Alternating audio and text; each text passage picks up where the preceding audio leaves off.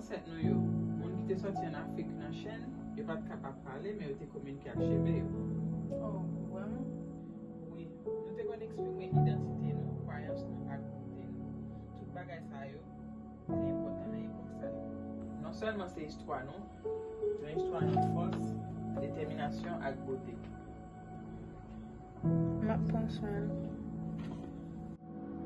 Je m'appelle Talia, j'ai 14 ans et j'ai aménagé en République dominicaine de Haïti il y a quelques mois avec mes parents.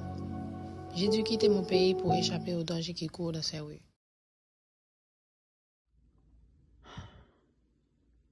En arrivant ici, mes parents ont réussi à me mettre dans une bonne école. Mais pour être honnête, je sens qu'on ne m'aime pas. Et je n'arrive toujours pas à comprendre pourquoi.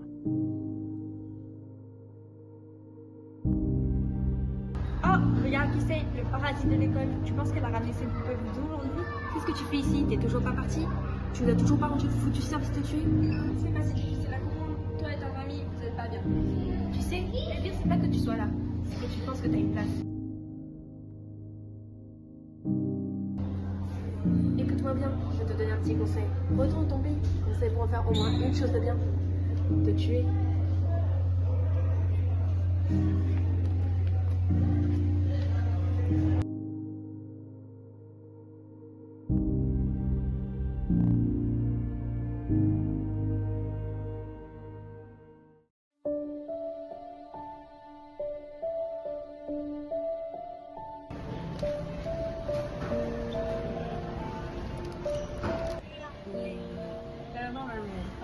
Quería saber si... ¿Qué crees que eres para hablarme? Las personas como tú son como animales, sin modales. ¿Por qué no te vas donde vienes? Aquí no hay espacio para ti.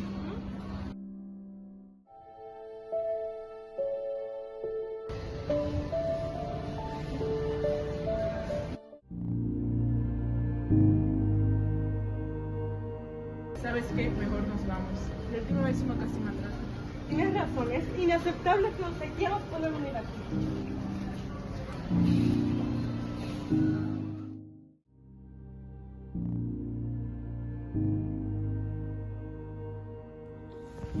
Alia,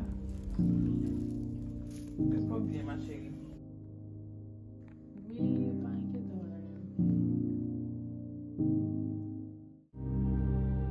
On connaît vraiment pile. Moi connais, moi tout, on y a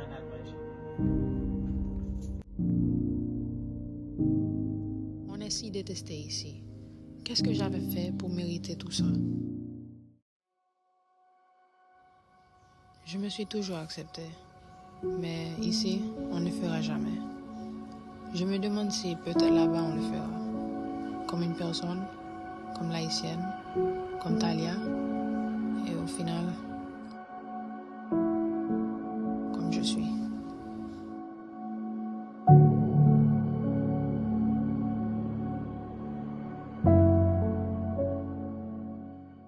La République dominicaine et Haïti, deux pays si proches et pourtant si divisés par plus qu'une frontière. Bien qu'ils partagent l'île de Quisqueya, le racisme est toujours présent et s'est construit sur des décennies d'incompréhension et d'hostilité entre eux. Aujourd'hui, l'idéologie du racisme contre les Haïtiens en République dominicaine est encore inconsciemment présente dans la mentalité à cause de l'image créée de conflits entre Dominicains et Haïtiens par les médias.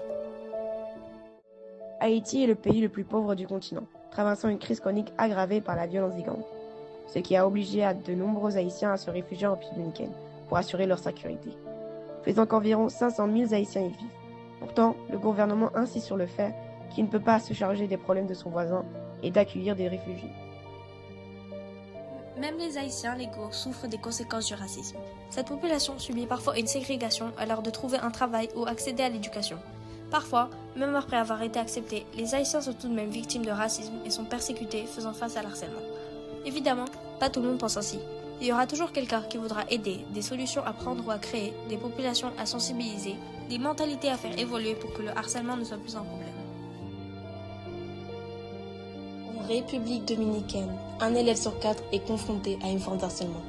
Et c'est uniquement en juin 2023 que celui-ci a été interdit. Malheureusement, ce problème touche les pays du monde entier et fait souffrir des millions de personnes.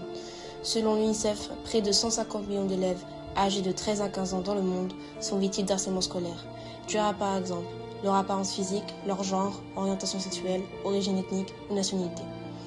Cela a des conséquences telles que l'apparition de problèmes de santé mentale et d'adaptation à l'école, un impact sur les résultats scolaires et même conduire à des décisions fatales comme le suicide. Il est donc primordial de sensibiliser les populations à l'harcèlement, le racisme et leurs conséquences, que ce soit sur l'île Quisqueya, en la République dominicaine et Haïti ou dans le monde entier. Mais il ne faut pas oublier que le harcèlement scolaire peut prendre fin et ne doit pas toujours finir mal. Le racisme, malheureusement, existera toujours et ici bien qu'une partie de la population gardera cette haine contre les Haïtiens. Il restera toujours des personnes qui les aideront et respecteront.